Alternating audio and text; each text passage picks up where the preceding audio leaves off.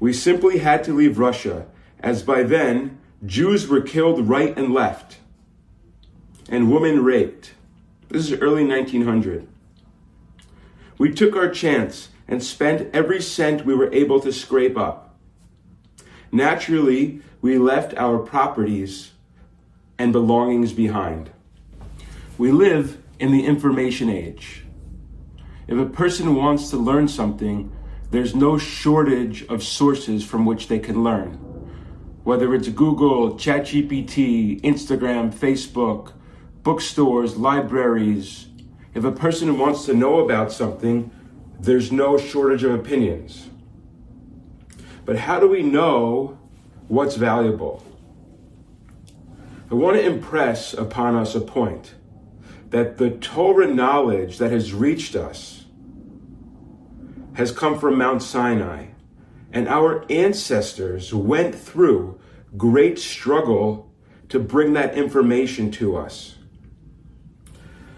I was reminded this morning of this written on a typewriter, piece of writing that my grandmother gave to me many years ago, written by her Aunt Lily, who was fleeing Russia in the early 1900s. And she explains that she grew up in a well-to-do family in a town in Russia of about 100,000 people. But at a certain point, they had to flee. So I want to talk about her journey fleeing.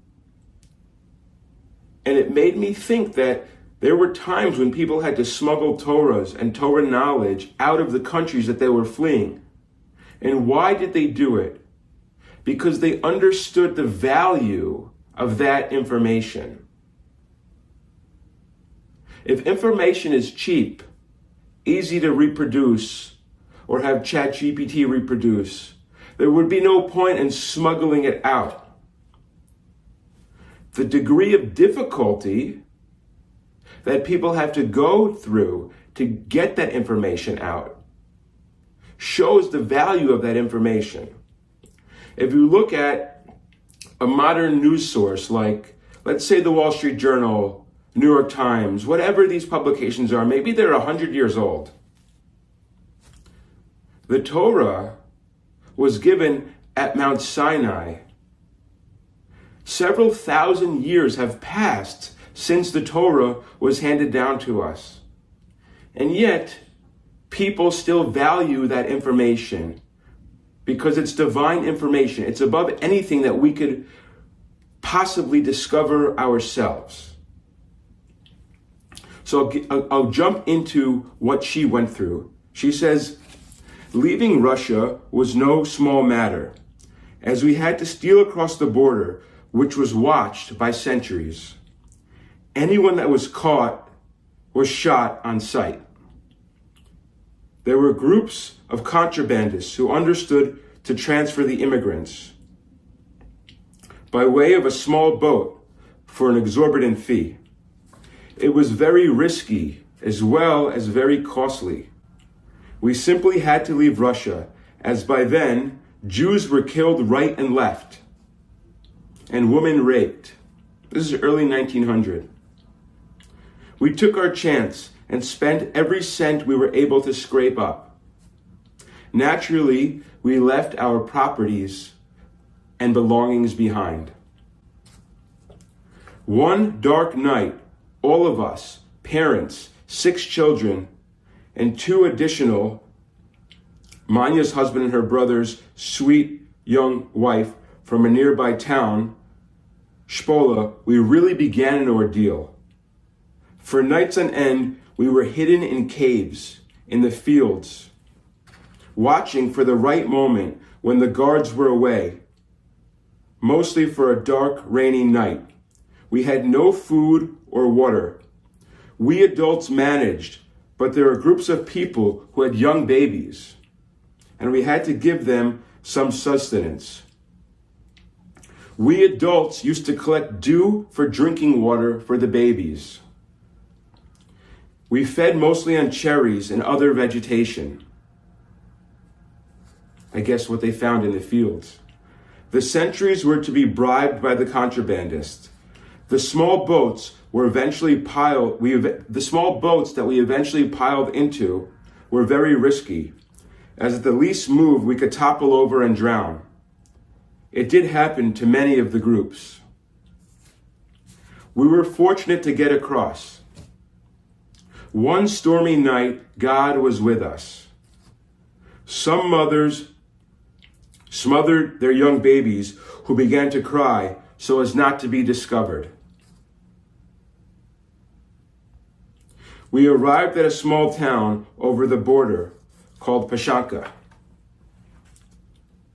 We were roughly lodged at prearranged homes where we remained for some time. Eventually went to Bucharest, Romania. So you see what this group had to go through to be smuggled out of Russia. They left everything behind, their properties, their belongings. My family, in this case, they were prosperous merchants. They had a store in the main street of town. They were well regarded. They left everything behind, risked their lives to leave. My point here is that in many cases, people took with them Torah, words of Torah, books of Torah, information that was valuable. And you see the degree of struggle that our ancestors had to go through to bring the Torah with them. Speaks to the value of that information. Reading here from the book of Genesis, the introduction, it says, Moses received the Torah from Sinai, and he gave it over to Joshua, Joshua to the elders to the prophets, and the prophets gave it over to the men of the great assembly. In Ethics of Our Fathers, there's a providence, a chain of the Torah being passed down from Mount Sinai, person to person to person to person, group to group to group, an unbroken chain. And this story of Aunt Lily and her family being smuggled out of Russia during pogroms is an indication of how difficult it could be to move information, to move Torahs out of a place. And yet throughout time, the Torah survives today. The Torah that we have today, the scroll that you see in a shul, in synagogue, is the same exact Torah that existed at the time of Moshe Rabbeinu, that was given by God. That means people risked their lives. Thank God for us to have this information today.